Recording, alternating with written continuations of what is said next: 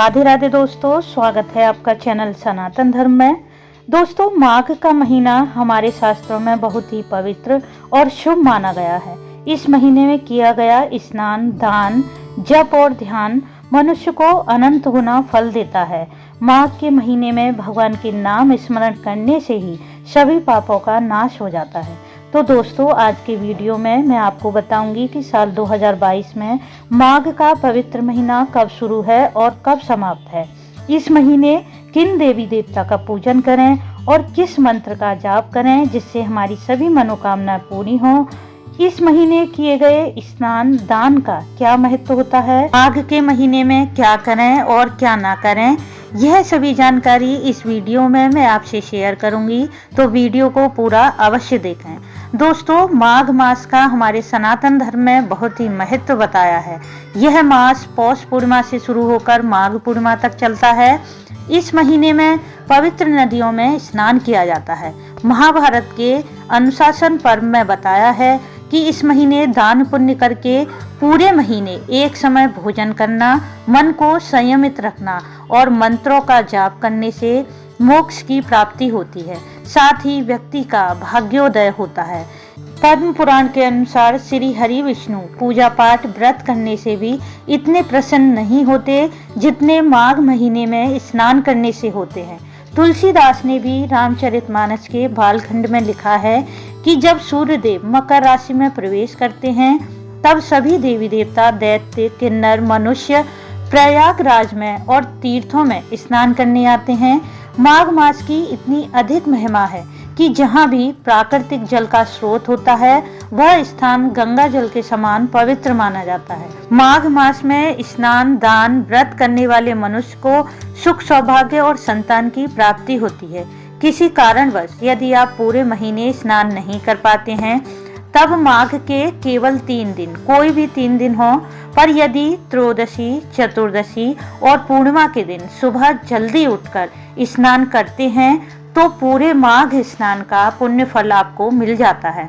और यदि किसी नदी में स्नान नहीं कर पा रहे हैं तो घर पर ही नहाने के पानी में गंगा जल डाल लें और गंगा, यमुना, सरस्वती, त्रिवेणी नदियों को याद करते हुए स्नान कर लें और सूर्यदेव को अर्घ्य दें। माघ के महीने में स्नान करने के पश्चात सूर्यदेव को अर्घ्य देना और उनकी उपासना करने से व्यक्ति बुद्धिमान और तेजस्वी होता है। इसलिए इस महीने सूर्यदेव की उपासना जरूर करें।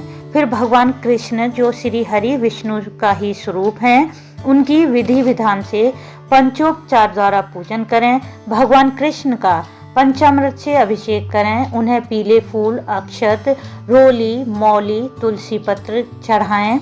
धूप दीप करके आरती करें। साथ ही भगवान कृष्ण को माखन मिश्री का भोग जरूर लगाएं। इस दिन गीता या रामायण का पाठ करें। इससे व्यक्ति की बुद्धि का विकास होता है। या फिर मधुराष्टक का पाठ कर सकते हैं जो सुख, समृद्धि और सौभाग्य प्रदान करने वाला है। पूजा के पश्चात भगवान कृष्ण के लिए मंत्र ओम माधवाय नमः या ओम नमो भगवते नारायण, इन मंत्र में से किसी एक मंत्र का अधिक से अधिक जाप करें।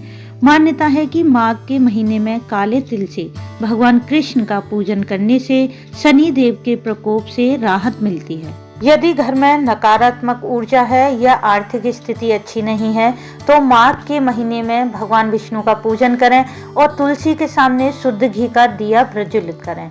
यह सभी उपाय पूर्ण श्रद्धा और भक्ति भावना के साथ करें तो पूर्ण फल की प्राप्ति होती है। दोस्तों, अब जानते हैं कि माघ के महीने में दान का क्या महत्व होता है। पद्म पुराण के अनुसार जो भी व्यक्ति माघ के महीने में निस्वार्थ भाव से अपनी सामर्थ्य के अनुसार तिल, गुड़, घी, गर्म कपड़े, अन्न, कंबल, जूता इत्यादि वस्तुओं का दान करता है तो उस व्यक्ति को अक्षय पुण्य की प्राप्ति होती है।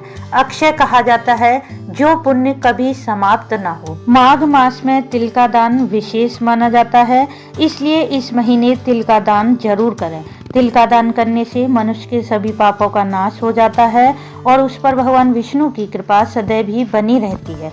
अब जानते हैं कि माघ मास में क्या करें। इस पवित्र महीने में नदियों में स्नान जरूर करें। यदि पूरे महीने नदी स्नान संभव ना हो तो एक बार नदी स्नान जरूर करें। नदी स्नान करने से मनुष्य को जीवन उपरांत स्वर्ग की प्राप्ति होती है और यदि कुंडली में सूर्य और चंद्रमा की स्थिति खराब है वह भी दूर हो जाती है। इस महीने दान धर्म करने से श्री हरि की कृपा हम पर सदैव ही बनी रहती है, इसलिए कुछ न कुछ दान अवश्य करें। सुख सौभाग्य और संतान प्राप्ति के लिए श्री हरि विष्णु और विष्णु स्वरूप भगवान कृष्ण का मंत्रों का जाप और पूजन इस मास में जरूर करें। अब जानते हैं कि माघ मास में क्या ना करें। दोस्तों, किसी भी पवित्र मास में हम व्रत उपवास भले ही ना करें, परंतु कुछ नियमों का पालन कर लेते हैं तो उस महीने का पुण्य फल हमें मिल जाता है। इसलिए कोशिश करें कि माघ के महीने में देर तक ना सोएं, नित्य प्रति स्नान करें जिससे स्वास्थ्य उत्तम होता है। इस महीने ज्यादा भोजन ना करें, हल्का भोजन करें, मूली धनिया का सेवन ना करें, क्रोध न करें, किसी की निंदा किसी का अपमान बिल्कुल भी ना करें, ब्रह्मचर्य का पालन करें तथा माघ मास के महात्मन की कथा अवश्य पढ़ें या सुनें। यह सब नियम माघ मास में करने से मनुष्य के सभी पापों का क्षय होता है और हमें श्री हरि की कृपा प्राप्त होती है, साथ ही सभी मनोकामनाएं पूर्ण होती हैं।